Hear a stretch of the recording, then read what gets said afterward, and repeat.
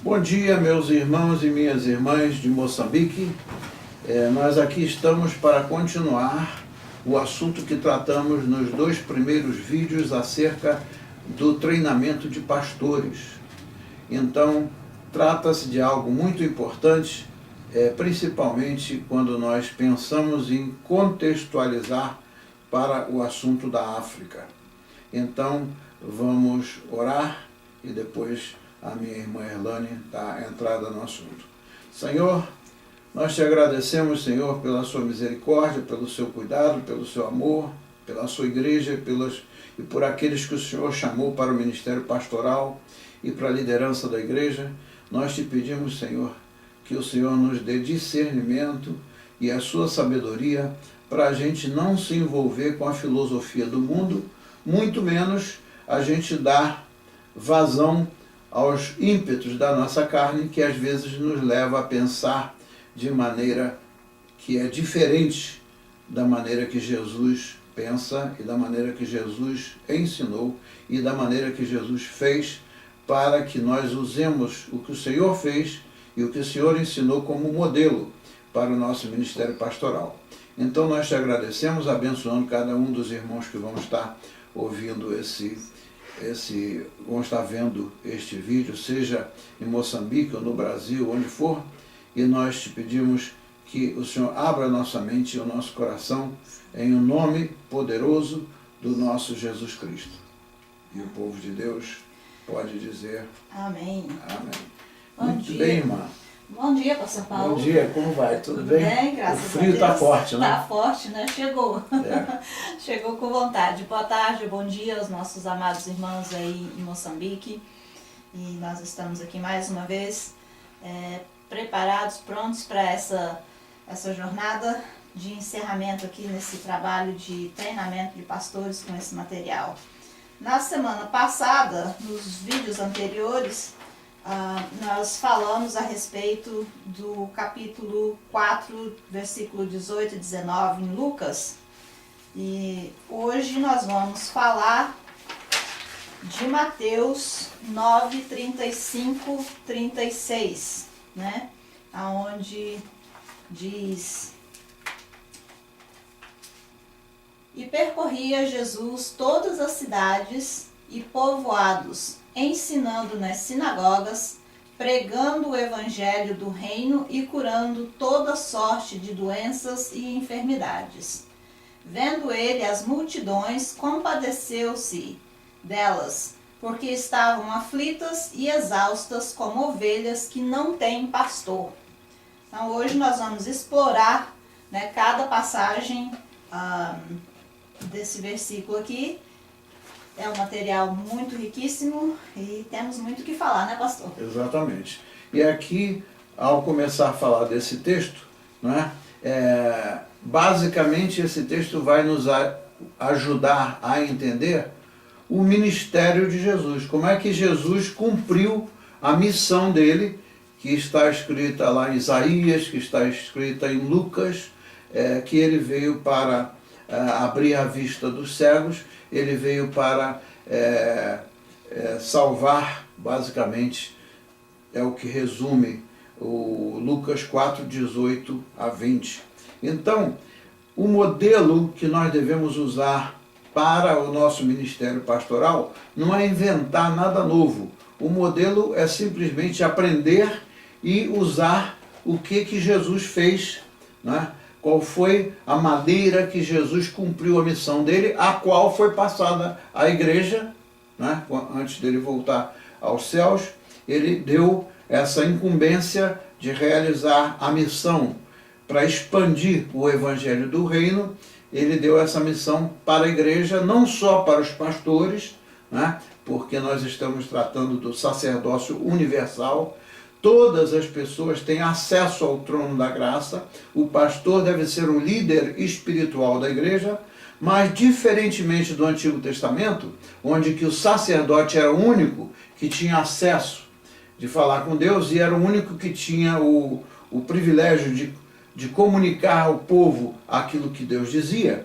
Mas aqui é diferente, porque Jesus abriu a cortina do templo e abriu o acesso ao trono da graça. Portanto, todos os cristãos, todos os líderes da igreja, todos os crentes, verdadeiramente crentes, eles estão em o nome de Jesus habilitados e Jesus os capacita para exercer o sacerdócio.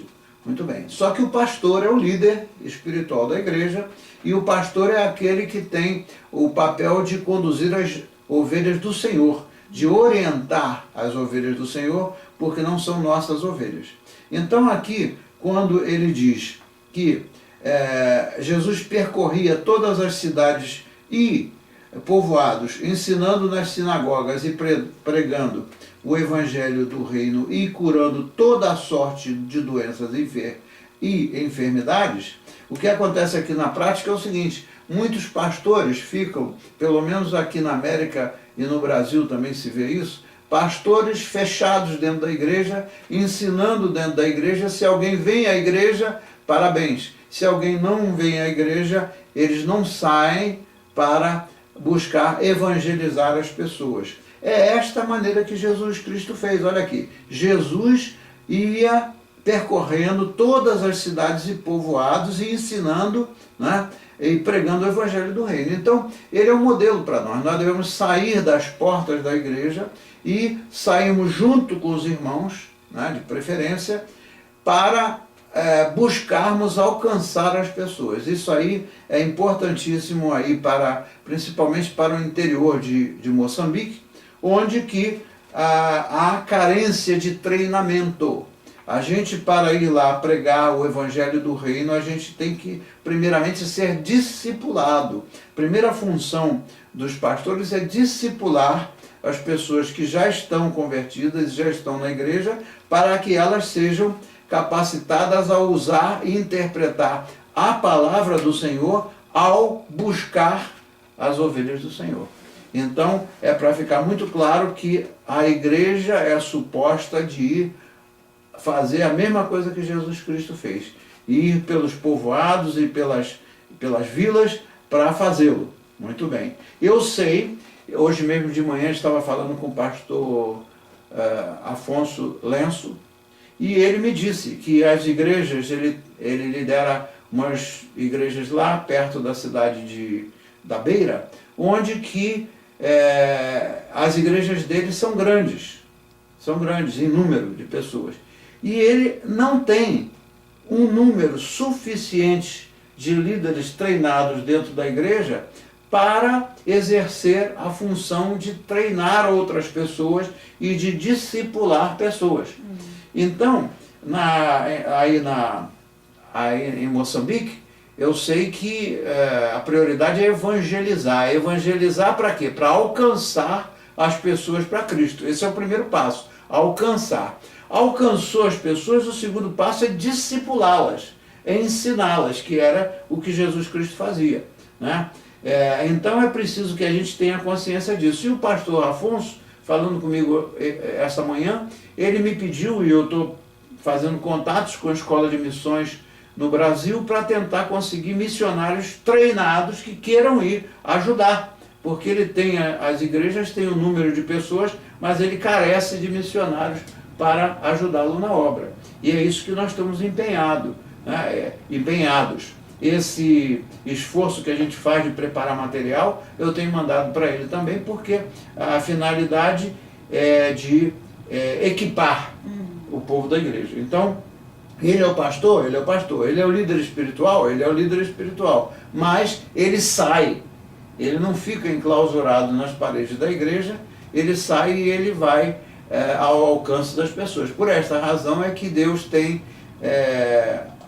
usado ele poderosamente para alcançar pessoas. E eu tenho certeza que esse é o propósito de Jesus Cristo para todos os pastores. Que os pastores sejam instrumentos não só para evangelizar, mas para equipar e discipular as pessoas e preparar líderes. Então esse é o nosso esforço e certamente vamos seguir nesse caminho aí para prover para as nossas igrejas. Então, esse texto aqui, ele ajuda a entender o ministério de Jesus como modelo de pastorado.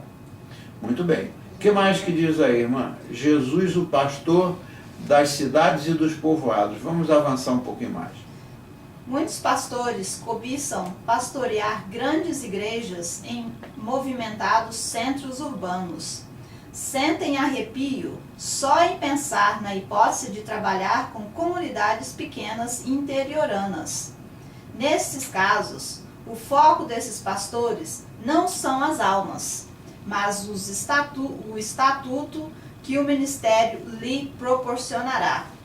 Jesus não desprezava as pequenas vilas, onde habitavam pessoas simples e pobres. Tampouco deixava de visitar as grandes cidades de seu tempo. Seu ministério tinha como foco o indivíduo. Por isso, ele ia onde estivesse o homem. Aleluia. E a gente vê que a realidade da África, a realidade de Moçambique, onde nós estamos trabalhando, é bem diferente da realidade da América e da realidade do Brasil e de outros países, onde que existem grandes cidades. Lá em Moçambique, comparativamente com a América e comparativamente com o Brasil, não existem grandes cidades altamente populosas. Então, realmente o trabalho de vocês aí é mais, quando se trata de uma grande cidade aí, é um número de pessoas que jamais vai se comparar com o problema das grandes cidades da América. Então, eu creio que, embora existam dificuldades, mas tem uma coisa muito interessante que acontece aí. O Senhor está derramando o Espírito Santo na África aí na África e alcançando muitas pessoas. Por quê? Porque se há dificuldades em termos de recursos, em termos de material, nós estamos aqui, não temos dinheiro. É que nem aquela história do Pedro e do João, que foram ao templo e encontraram lá um homem mendigando nas escadarias do templo, uma pessoa paraplégica, e tudo que aquele homem estava buscando ali era ganhar umas moedinhas. Aí o que o Pedro falou? Eu não tenho ouro nem prata, mas o que eu tenho, eu lhe dou. Então é a nossa situação aqui. Nós somos que nem Pedro e João. Não temos ouro e prata, mas aquilo que a gente tem, o Senhor está nos dando o privilégio de fazer. Então, vocês aí, na verdade, precisa de recursos financeiros? Precisa. Mas só que é equivocada a ideia de ir para Moçambique ou para qualquer parte da África e construir grandes templos, porque você vai gastar muito dinheiro para construir edifícios, quando na verdade a igreja não é o edifício. Não é o edifício. A igreja são as pessoas. Então eu não estou dizendo que não precisa de ter um edifício, só não precisa de dar prioridade no investimento aos edifícios. Né? E aqui eu dirijo uma palavra ao pastor Kennedy, lá da capital. Pastor Kennedy, fique tranquilo que o Senhor vai prover para ti, e eu tenho certeza que o que o Senhor está fazendo aí, pastor Kennedy, é algo realmente que é benefício para a expansão do reino. Não se trata necessariamente de um grande edifício. Muito bem. Então, Jesus não desprezava as pequenas vilas, né? Onde habitavam pessoas simples e pobres. Pessoas simples e pobres.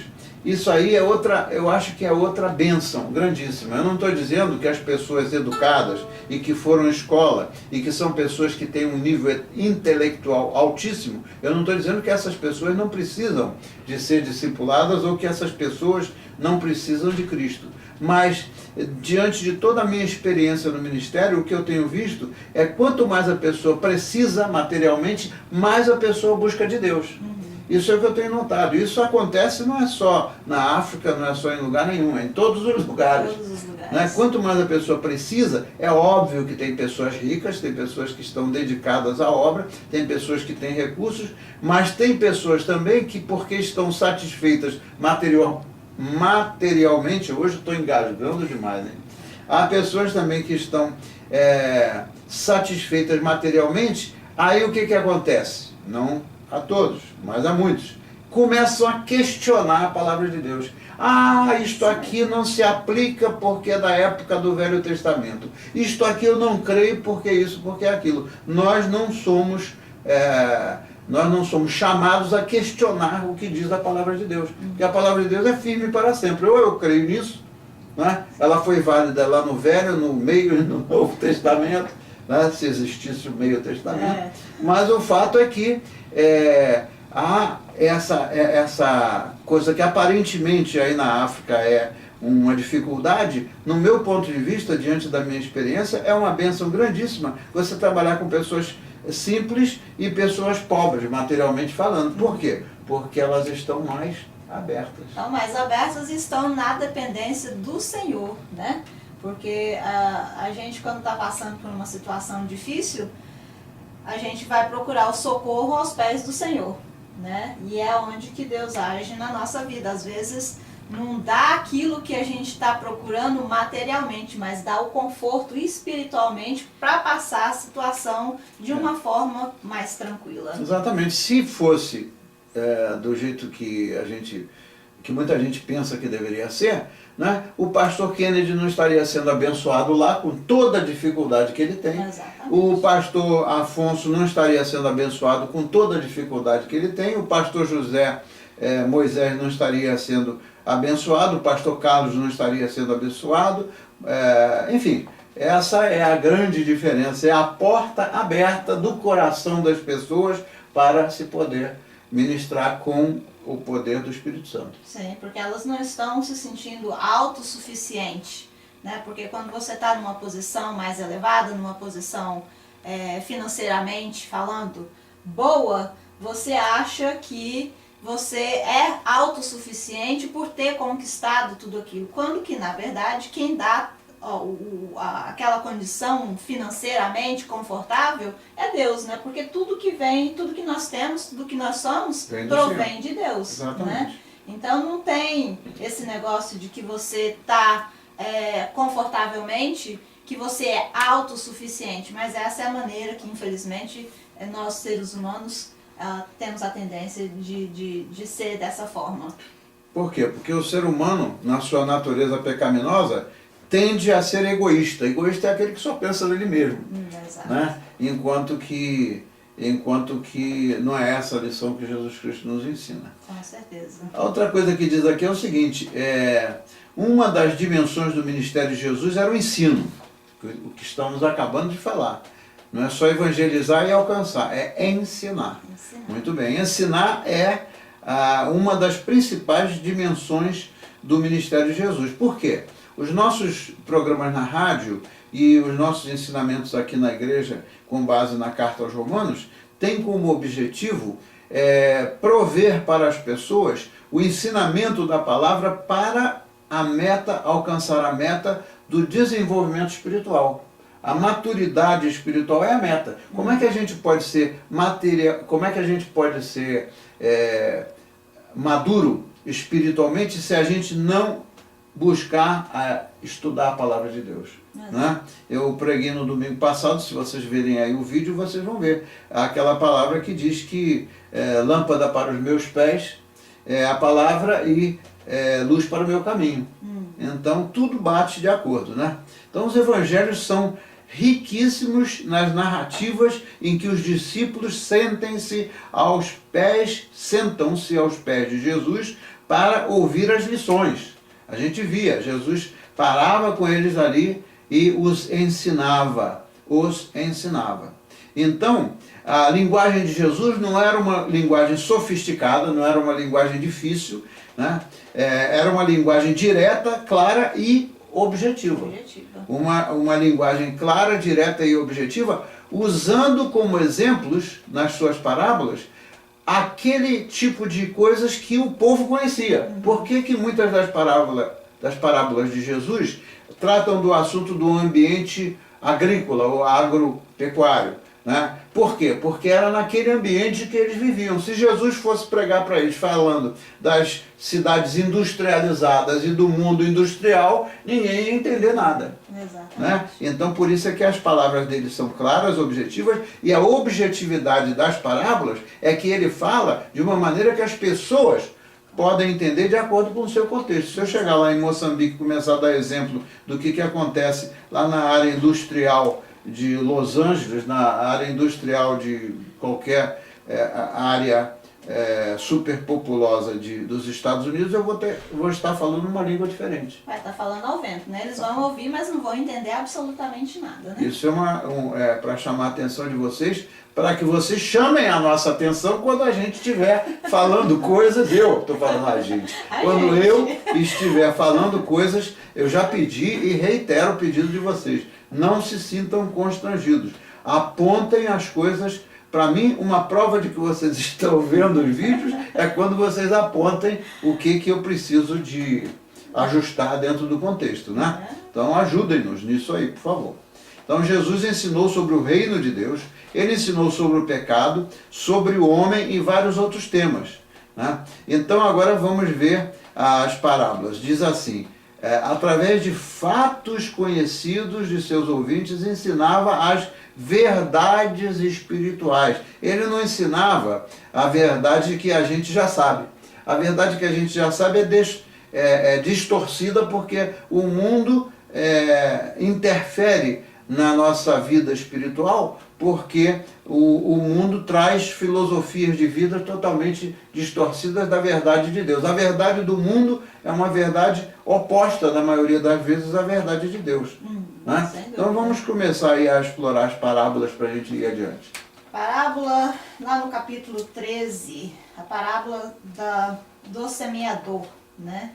É uma parábola muito interessante. E de muitas coisas lhe falou por parábolas, e dizia: eis que o semeador saiu a semear. E ao semear, uma parte caiu à beira do caminho, e vindo as aves, a comeram. Outra parte caiu em solo rochoso, onde a terra era pouca, e logo nasceu. Visto não ser profunda a terra, saindo, porém, o sol a queimou, e porque não havia raiz, secou-se. Outra caiu entre os espinhos, e os espinhos cresceram e sufocaram. Outra, enfim, caiu em boa terra, e deu fruto, a 100, a 70 e a 30 por um. Quem tem ouvidos para ouvir, que ouça. Então veja que coisa linda. Tudo que é superficial na vida, e infelizmente eu implico, na verdade a palavra minha é essa, eu implico com a cultura secular, com a cultura do mundo, porque a cultura do mundo, em muitas coisas, ela totalmente distorce. Usualmente no mundo ocidental, na sociedade ocidental, o tipo de vida, o estilo de vida é superficial. Como é que vai você? Eu vou bem. Não, estou falando do exemplo daqui. Eu gostaria até que vocês me dessem um exemplo do que acontece aí. Mas aqui é o seguinte, muitas pessoas dessa sociedade americana aqui, que tem muita coisa boa, mas também tem muita coisa que não é boa, né? Como em todo lugar. Mas o que acontece é o seguinte, como é que vai você? Eu vou bem, pastor. Olha, eu quero lhe contar que a minha filha, o meu filho acabou de se formar, de se graduar na profissão não sei o quê, ou terminou a escola elementar, ou já conseguiu um emprego espetacular, já conseguiu isso e conseguiu aquilo. Eu vou dizer a vocês uma coisa, eu dificilmente, dentre as igrejas americanas que eu pastoreei, dificilmente pela cultura americana, uma pessoa abre o coração para penetrar no profundo dos seus problemas. Por quê? Porque é a tal negócio do sonho americano.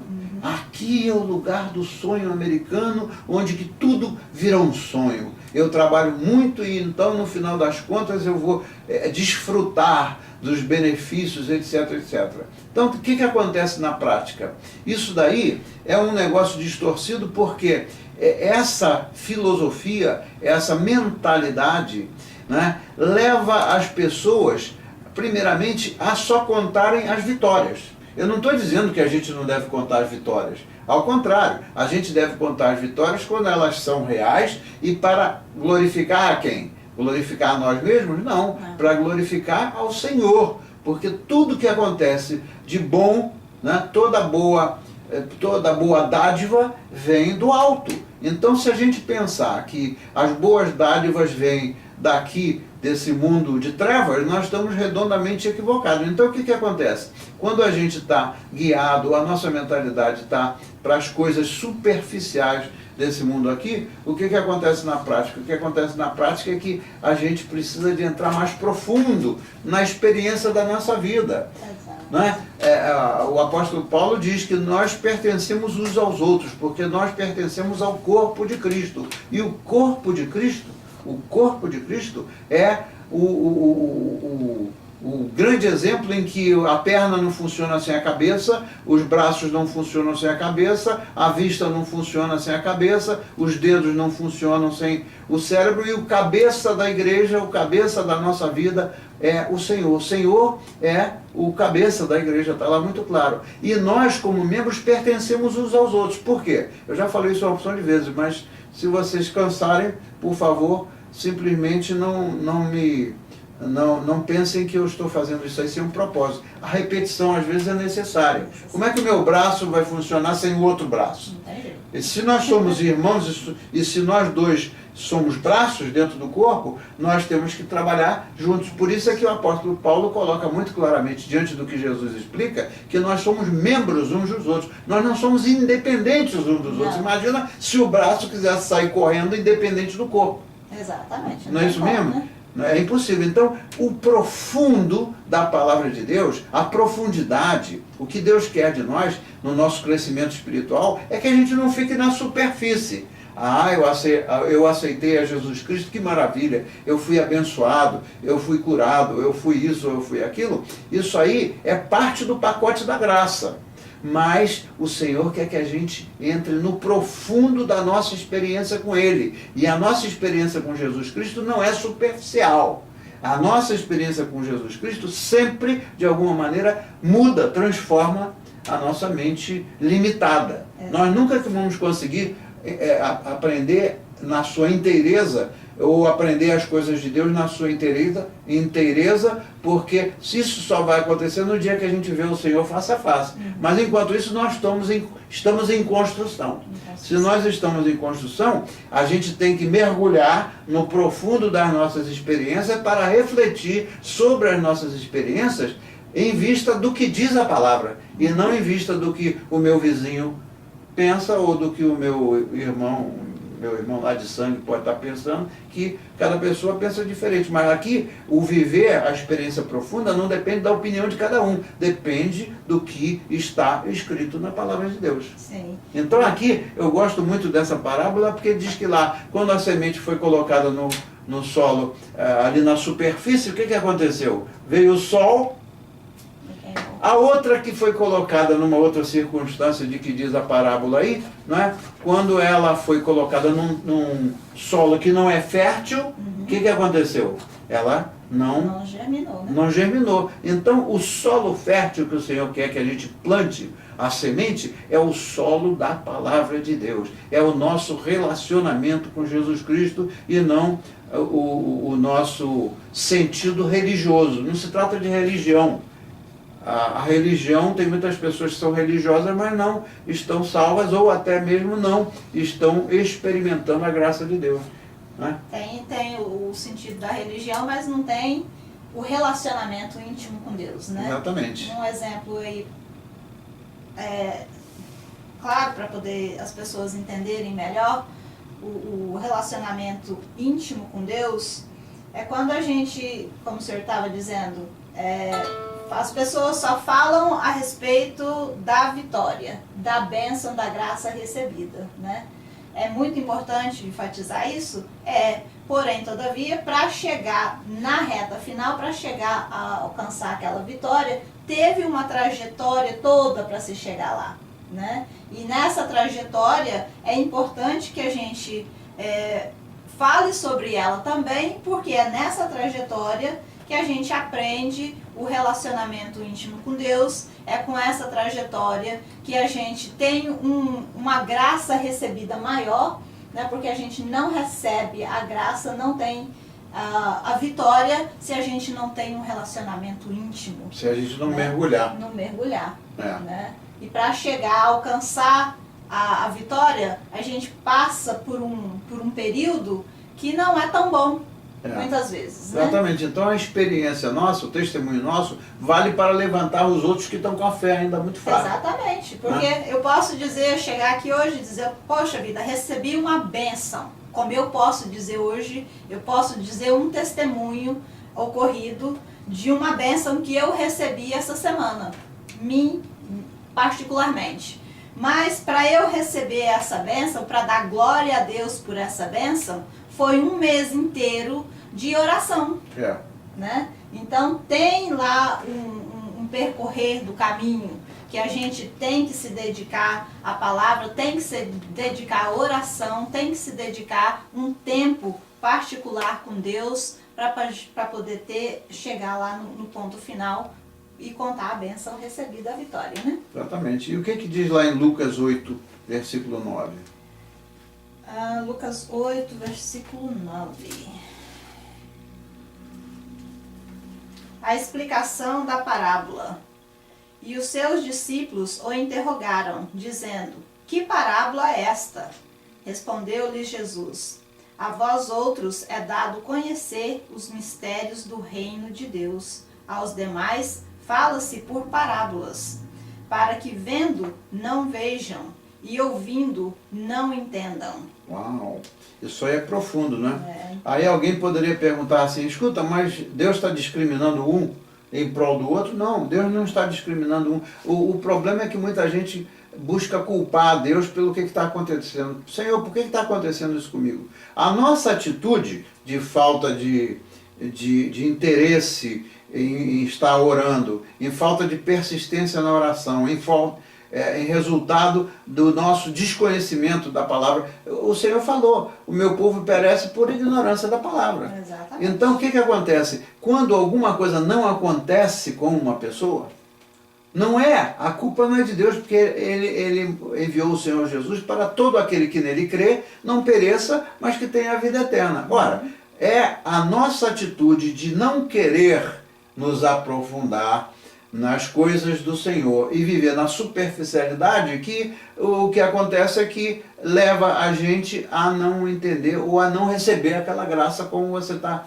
acabando de explicar. Então, eles tiveram essa dúvida, né? Mas Jesus explicou que o que acontece na prática não é que Jesus discrimina alguém, é que a própria pessoa está vivendo o resultado da sua atitude. Exatamente. E o que acontece na prática? Tem muita gente que vê Jesus Cristo como um ajudador. Olha, Jesus é o meu melhor amigo. Eu estava doente e Ele me curou. Eu estava sem trabalho e Ele me deu um trabalho. Ora, o Senhor Jesus não veio aqui só da função de ajudador. Ele veio dar para nós muito mais do que uma simples ajuda aparente e material. Ele veio para nos resgatar da nossa vida de pecado, da nossa visão distorcida a respeito da vida, né? E então ele sempre dá oportunidade de que as pessoas perguntem. Quando aquelas pessoas perguntaram, o que ele disse aí? Ele disse o que quando perguntaram a ele? Qual foi a resposta dele? Nesse versículo 9. No versículo 9, a resposta, a vós outros é dado conhecer os mistérios do reino de Deus, e aos demais fala-se por parábola, para que vendo não vejam, e ouvindo não entendam. Qual é o propósito aí? Aqueles que estão buscando, aqueles que estão junto do Senhor e dependendo do Senhor, etc., esses vão conhecer os mistérios, né? Os mistérios da lei de Deus. Embora não, com a nossa limitação, a gente não conheça tudo o que a gente gostaria de conhecer de Deus, porque existem mistérios de Deus que ele não foi necessário e nem ele achou que era importante explicar a razão porque aqui na Bíblia é a mesma história. Se você quiser entender a razão porque de tudo que está escrito aqui na Bíblia, você vai ficar louco, porque Deus não tem a obrigação de explicar a razão porque ele disse isso. Não. Agora, a razão porque ele disse isso daqui, que porque não... Como é que diz aí a palavra? Porque não... para que não vissem e ouvindo não entendessem. O que quer dizer isso aí? Ele está chamando a atenção, olha, você, para ouvir e para você entender, venha cá. Não fica aí na sua e querendo ouvir e entender. Essa é a diferença que ele está fazendo entre os que buscam e dependem dele e aqueles que não querem saber. E Deus é justo. Ele é amor, mas ele é justo. Será que seria um Deus justo se ele desse o mesmo tratamento ao que quer saber dele, que quer depender dele, e o outro que não quer saber dele e que rejeita a graça dele? Um exemplo muito claro a respeito do que o senhor acabou de dizer aí é lá em Mateus 18, né, onde que fala, Mateus 20, os trabalhadores da vinha, né, que hoje a gente tem muitos exemplos, né, de pessoas evangélicas convertidas há muitos anos, que estão dentro da igreja, que às vezes questionam o porquê que eles estão dentro da igreja há tanto tempo e uma pessoa recém-chegada, às vezes, consegue ter uma intimidade maior com Deus, né? Porque elas se dedicam mais àquela... Buscam mais do Senhor. E se buscam mais do Senhor, vai receber mais. Vai receber mais, né? Essa é a razão óbvia. Então, uma das mais ricas narrativas do Evangelho em que Jesus ensina aos seus discípulos está em Mateus 5 a 7. O que diz aí?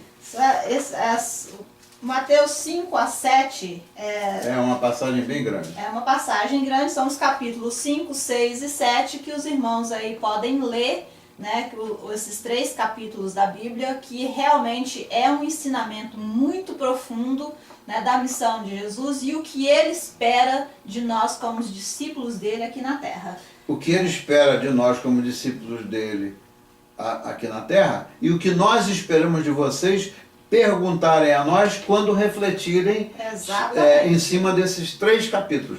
Mateus capítulo 5, 6 e 7, agora tem um dever de casa. Tem um dever de casa. Qual o dever de casa? Eu gostaria que vocês se reunissem com os irmãos, que vocês refletissem, que vocês tomassem tempo em oração e compartilhassem conosco aqui, compartilhassem não só as experiências, mas em detalhes. Se vocês tiverem que fazer alguma pergunta, não se sintam constrangidos. Perguntem, porque perguntando, eles fizeram isso, eles perguntaram a Jesus e Jesus explicou. Se eles entenderam ou não entenderam é outro problema, mas Jesus ali mostrou muito bem que o tratamento daqueles que procuram e que buscam e que refletem e oram, o tratamento, o prêmio que eles recebem é um, enquanto que os que não querem saber, né, o que acontece com os que não querem saber é outra coisa diferente. Jamais poderia ser a mesma coisa, embora a graça de Deus seja incondicional. Exato. Mas a gente vê que Deus é justo, realmente é justo. Quem sabe aqueles que não estão aceitando ou não estão buscando do Senhor, às vezes precisam de passar por uma provação para se renderem a Deus. Exatamente. Tem aquele velho ditado, né? Quem não vem por amor, vem pela dor, né? Infelizmente, a maioria... Esse mundo aí, no outro dia eu passei num documento escrito que eu passei para vocês aí na África, eu passei uns percentuais de cristãos realmente, cristãos verdadeiramente convertidos, o percentual aí na África em comparação com o percentual no resto do mundo. Gostaria até que vocês buscassem aquele documento que eu mandei para vocês por escrito, porque ali aquelas estatísticas mostram isso que você acabou de falar, né? As áreas, as partes do mundo onde que o amor já se esfriou, não vai se esfriar não, em que o amor já se esfriou, e as outras partes do mundo onde que o Espírito Santo está sendo derramado. Exato. Demonstra o quê? Se não houvesse abertura para o Espírito Santo aí na África, certamente a África estaria espiritualmente morta, como muitas partes da Europa hoje. Na Europa, onde começou o movimento da reforma e tudo aquilo, muitos templos hoje são usados como pontos de turismo, aqui mesmo na América, né? Por quê? Porque já são locais onde nem mais adoração existe. Nem mais adoração. E mais uma vez enfatiza aí o que o senhor acabou de falou no começo a respeito da diferença de aceitação entre as pessoas mais humildes e as pessoas com mais um nível elevado de educação, né?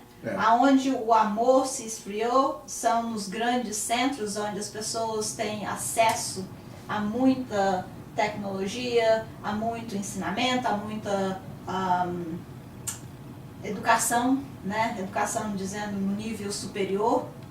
E aí quanto mais você chega nesse nível, mais você se afasta, mais você se esfria.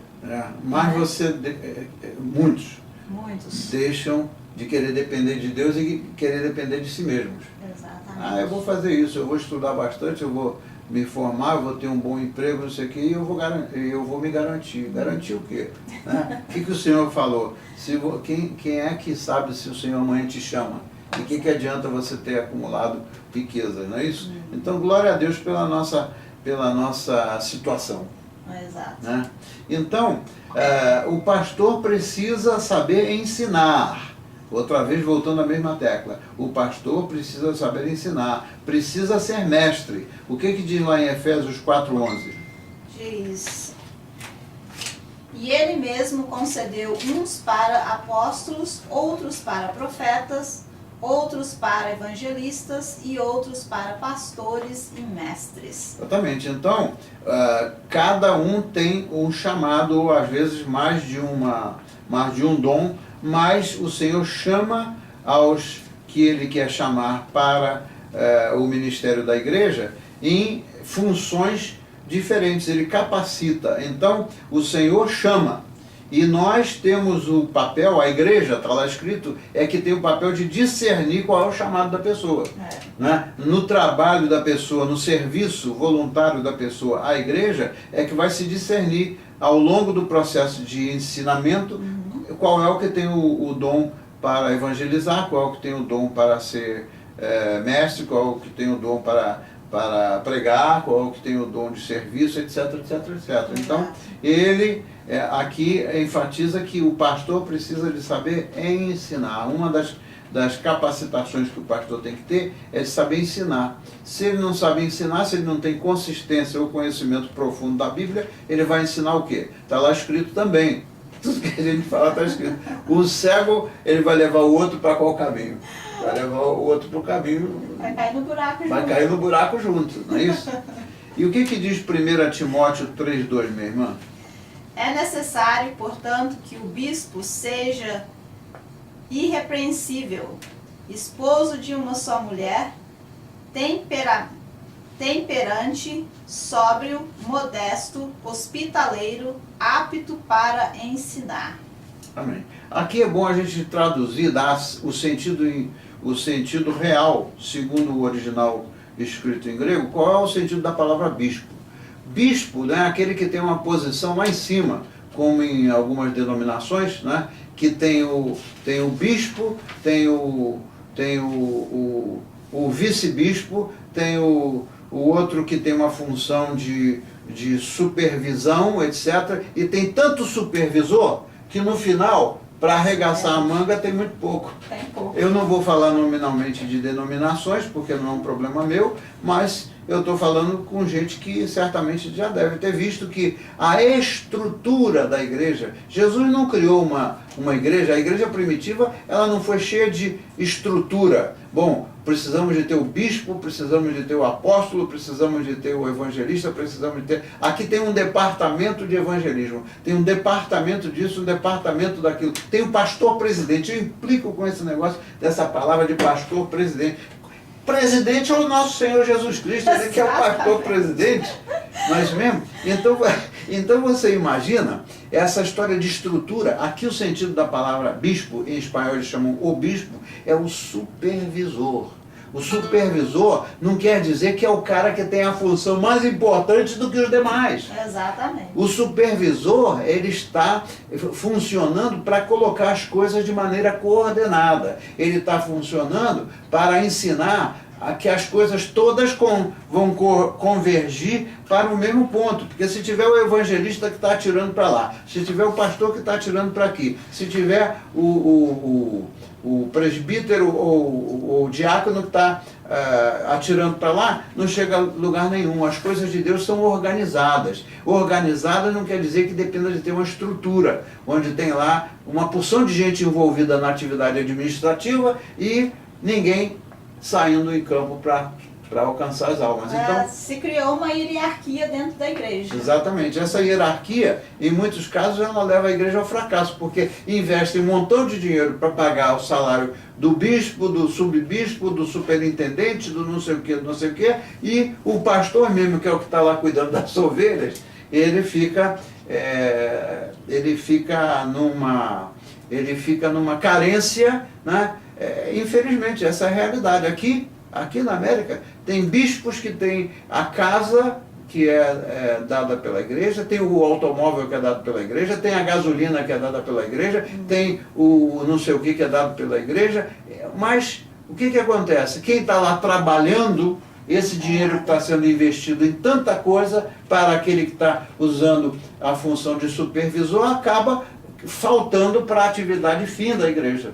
Porque daí acaba perdendo o sentido do que é a igreja, qual é a missão da igreja. Exatamente. Quando você começa a ter hierarquia dentro da igreja, você vai estar mais preocupado com o meu setor, com o seu setor, do que com o ensinamento da própria palavra, com o ensinamento de buscar as almas, né? Porque daí vai estar todo mundo só preocupado, que cargo é que eu vou ter, o próximo? O que é que eu posso conseguir com isso? Vai ter uma porção de cacique e pouco índio. Pouco índio, porque daí vai estar todo mundo querendo mandar em todo mundo e não vai ter ninguém para poder fazer a obra. Exatamente, por isso é que o apóstolo Paulo exige, está lá, nas instruções dele a Timóteo e nas outras cartas de Paulo, está lá. Ele exige que os que aspiram o episcopado, ou seja, a posição de supervisão, sejam aptos a quê? Sejam aptos para ensinar. Ensinar é a principal função da igreja, além de evangelizar. Evangelizar, alcançar as pessoas e não ensinar, as pessoas vão ficar ali naquele mesmo passo para o resto da vida. O discipulado vai ser a nossa grande jornada depois que a gente passar de todas essas coisas básicas. Então, se o pastor não ensina, o rebanho fica desnutrido. Não há igreja que sobreviva sem alimento sólido. Este é o sentido que a palavra bispo representa, né? Entender qual é a função que Deus quer dos bispos. Tanto é o seguinte, que lá na igreja primitiva chegou um momento em que os apóstolos já estavam tão ocupados que eles estavam concentrados em proclamar a palavra. Mas o Senhor botou discernimento na mente deles para que comissionassem as pessoas que iam ser diáconos, que iam ser presbíteros, para alimentar as viúvas. Então o Senhor nunca abandonou a carência das pessoas ou a necessidade. E quando ele veio, ele proclamou o evangelho do reino, mas ele alimentou quem estava com fome, curou quem estava enfermo e assim vai. Né? Ele não nomeou lá, bom, eu vou nomear um aqui que vai ser o chefe do chefe do chefe. Não tem chefe, o cabeça é ele, nós somos todos subordinados ao Senhor. Essa ideia de hierarquia não me alegra, porque não bate com aquilo que foi o modelo da igreja primitiva. O modelo da igreja primitiva, a igreja crescia por quê? Eles se reuniam dia a dia para compartilhar o alimento e compartilhar o pão e ouvir e conversar e aprender da palavra de Deus. Imagina, todos os dias eles faziam, está lá escrito no livro de Atos, eles iam de casa em casa, o que volta lá no ponto inicial dessa conversa. Sair para ir de casa em casa. Era o que eles faziam. E o Espírito Santo, está lá escrito no livro de Atos, o Espírito Santo acrescentava àqueles que ele estava chamando para salvar. Eu acho, na minha opinião, que as igrejas hoje, elas complicam mais do que simplificam. Exatamente, complicam mais do que simplifica, é verdade. Porque, na verdade, não tem que ter tanta hierarquia, não tem que ter tanta gente, tanta estrutura, porque a estrutura já está pronta, que é a palavra. É a palavra, exatamente. A estrutura já está pronta, o que precisa é de pessoas que vai cumprir com a palavra, que Exatamente. vai ensinar a palavra. É. E quanto mais se complica, menos Resultado tem. Quanto mais se complica, a gente está confiando mais na nossa maneira de administrar do que no poder do Espírito Santo. Mas é. O que o Senhor exigiu da gente é que a gente ensine, que a gente evangelize, que a gente discipule as pessoas. O resto, que a gente saia a bater, buscar as pessoas e não ser uma igreja ali fechada, né? Mas para que o Espírito Santo então faça parte dele. Nós não vamos ser capazes de fazer o trabalho do Espírito Santo, porque a ele cabe convencer as pessoas. Mas para que as pessoas sejam convencidas é preciso que ouçam o ensinamento. Por que hoje as igrejas estão mortas espiritualmente? Porque a estrutura da igreja é tão grande, é tão absurda, que os líderes das igrejas passam mais tempo tentando organizar e liderar aquela comunidade que eles criaram ali dentro da igreja, que não tem tempo de orar, não tem tempo de ler a Bíblia, não tem tempo de se dedicar à palavra de Deus. Isso é a pura realidade aqui da América. E aí o que acontece? Se afasta, porque tem que ter a comunhão diária, né? O alimento diário da alma, para poder receber da parte de Deus o entendimento e a sabedoria para poder ensinar. Exatamente. E aí quando você não tem essa comunhão íntima com Deus, acaba se afastando. Quando você se afasta da comunhão íntima com Deus, o que vai acontecer? Você vai estar fazendo uma obra, mas fazendo uma obra mais voltada, usando da carne do que do Espírito. É verdade, não tem dúvida. Não tem dúvida. Olha, que maravilha, hein? Como é que o Senhor nos usa poderosamente para a glória dele. Eu fico feliz. Hoje nós vamos ter que encerrar por causa dos outros compromissos. A gente vai seguir ainda não dá para encerrar esse capítulo hoje, mas eu queria pedir à irmã Erlane que, por favor, ore. Sim. Senhor meu Deus, Senhor meu Pai, agradecemos a Ti mais uma vez por essa oportunidade, por ter nos guiado até aqui e por ter nos dado o discernimento, o entendimento da Tua palavra, por ter nos capacitado até aqui para fazer a Tua vontade e ensinando aí os nossos irmãos, e que esse ensinamento seja de grande proveito e que esse ensinamento venha realmente penetrar no coração e na mente dos nossos irmãos que estão ouvindo esse vídeo, e que Deus venha fazer a obra através dos nossos irmãos aí em Moçambique. Que Deus abençoe a cada um de vocês e abençoe o nosso dia aqui e abençoe grandiosamente o ministério do pastor Paulo. Que seja feita a sua vontade, ó Pai, em nome de Jesus. Amém. Amém. Deixa eu desligar ali a máquina.